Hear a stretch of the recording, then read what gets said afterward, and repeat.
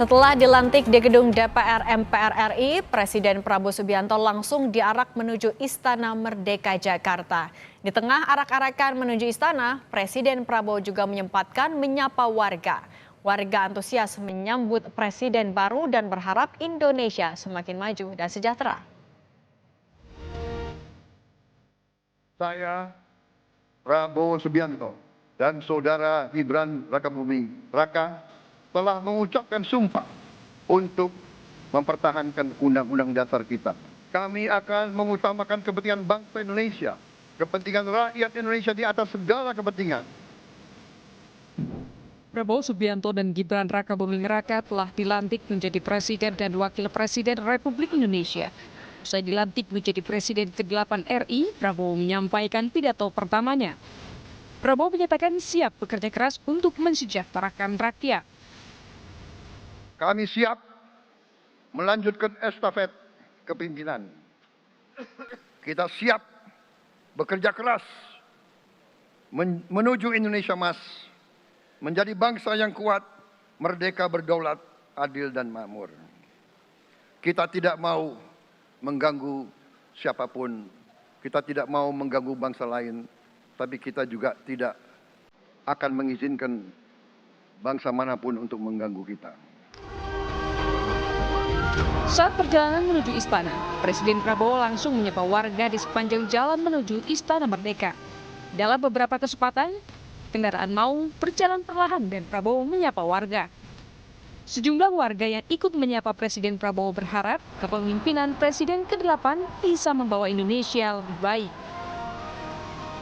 Ya, semua rakyat Indonesia bisa makmur. Tanya Pak Prabowo, sembako jangan mahal-mahal ya Pak. Anak sekolah lebih banyak itunya, pendidikan gratisnya dan juga makan gratisnya ditunggu ya Pak. Oke? Setelah mengucap sumpah jabatan, kini kerja Prabowo Gibran ditunggu termasuk mewujudkan janji-janji yang sudah disampaikan. Tim Liputan Kompas TV.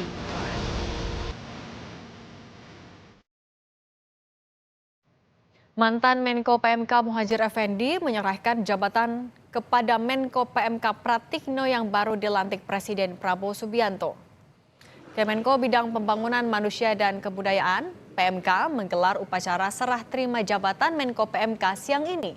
Usai dilantik di Istana Negara, Menko PMK Pratikno langsung melakukan serah terima jabatan dengan mantan Menko PMK Muhadjir Effendi di kantor PMK Jakarta Pusat. Keduanya menandatangani surat serah terima jabatan dan dilanjutkan dengan pembacaan doa dan sambutan oleh keduanya. Siang hari ini saya telah melakukan serah terima jabatan dengan Menko yang baru, yaitu Bapak Profesor Dr. Pratikno. Saya kira semuanya sudah sangat mengenal beliau. Beliau adalah Mensesnek selama ini. Dan saya jamin kualitas beliau untuk memimpin lebih lanjut di Kemenko PMK ini jauh lebih baik dibanding saya. Insya Allah. Mantan Mendikbudristek Nadiem Makarim menjalani serah terima jabatan dengan 3 Menteri Kabinet Merah Putih yang baru dilantik Presiden Prabowo Subianto.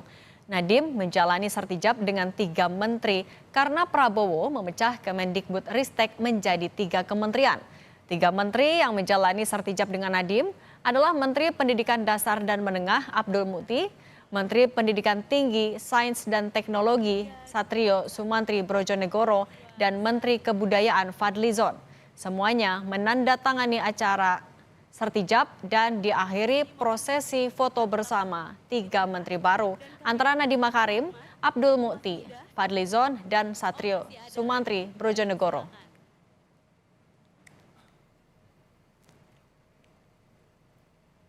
Usai pelantikan menteri di Istana Negara, sejumlah menteri melakukan serah terima jabatan di kantor kementerian. Hari ini Menteri Koperasi dan UMKM periode 2019-2024, Teten Mas Duki melakukan serah terima jabatan dengan Menteri UMKM periode 2024-2029, Maman Abdurrahman. Untuk mengetahui kondisi terkini serah terima jabatan, sudah bergabung bersama kami jurnalis Kompas TV Audrey Zevanya di Gedung Smesko Gatot Subroto, Jakarta. Audrey, selamat petang. Kementerian Koperasi dan UMKM dipecah. Sertijabnya sudah selesai semua atau seperti apa? Selamat petang Cindy dan juga saudara. Saat ini tentu sertijab sudah selesai dua-duanya, baik itu untuk Menteri Koperasi maupun Menteri UMKM. Tadi untuk serah terima jabatan dengan Menteri Koperasi Budi Aris Setiadi sudah berlangsung sekitar pukul 1 siang tadi, dan kemudian dilanjutkan serah terima jabatan untuk Menteri UMKM yaitu dengan Maman Abdurrahman sekitar pukul 3 sore di gedung Smesco Indonesia. Memang dikarenakan Menteri Koperasi dan UMKM ini dipecah, sehingga proses sertijabnya ini juga dipecah, Cindy dan juga saudara.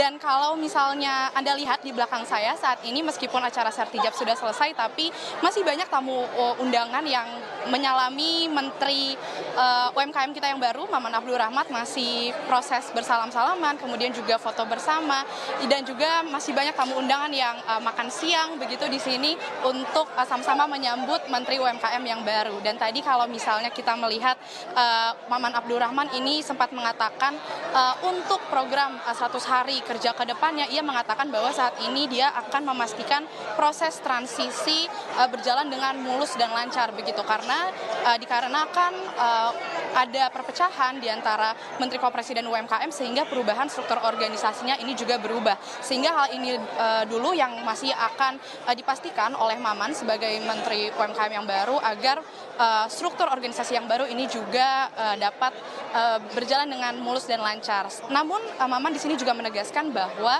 meskipun saat ini ia lagi fokus untuk perubahan struktur organisasi, tapi Maman menegaskan tentu ia juga terus akan mendengar dan melayani apa yang menjadi kebutuhan dari para pengusaha UMKM. Dan juga kita ketahui banyak menteri baru yang baru dilantik tadi pagi begitu di gedung DPR.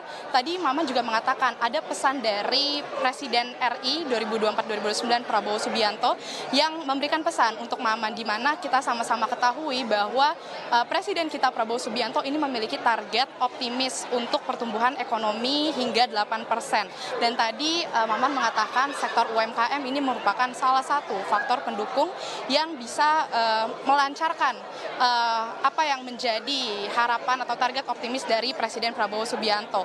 Untuk itu Maman memastikan bahwa di sini sektor UMKM dipastikan tidak boleh goyang begitu, meskipun dia merupakan sektor informal, tapi dipastikan karena menjadi salah satu faktor pendukung untuk meningkatkan pertumbuhan ekonomi hingga 8%, sehingga di sini Maman berusaha untuk mengamankan sektor UMKM, karena Maman juga menegaskan bahwa sektor UMKM ini merupakan salah satu penyumbang tenaga kerja kurang lebih sebesar 90 hingga 95%. Dan untuk program kerja ke depannya juga, tadi Maman mengatakan bahwa saat ini dia akan fokus untuk memberikan kepastian kepada para pengusaha UMKM agar bisa mendapatkan pinjaman modal yang menjanjikan, kemudian juga memberikan supporting teknologi, dan juga akan memberikan hak-hak administrasi lainnya. Dan juga tadi Maman juga sempat menjelaskan kenapa Menteri Koperasi dan UMKM ini harus dipisah, karena ia mengatakan bahwa selain untuk mensupport jumlah tenaga kerja yang cukup tinggi, Maman juga memberitahu bahwa ada kurang lebih sebanyak 60 juta pelaku UMKM yang harus dipikirkan untuk usaha UMKM mereka, sehingga hal inilah yang menjadi tujuan dari Presiden Prabowo Subianto memecah Kementerian Koperasi dan juga UMKM, agar Menteri UMKM Maman Abdurrahman ini bisa lebih berfokus kepada para pelaku usaha UMKM yang sebanyak 60 juta tadi, agar bisa membantu Presiden Prabowo Subianto untuk mencapai targetnya, yaitu pertumbuhan ekonomi sebesar 8%. Dan juga tentu kita masih sama-sama merasakan kemeriahan penyambutan menteri yang baru di sini, Cindy dan juga saudara, dan kami akan mengabarkan selanjutnya kepada Anda untuk info-info update lainnya. Kembali kepada Anda, Cindy.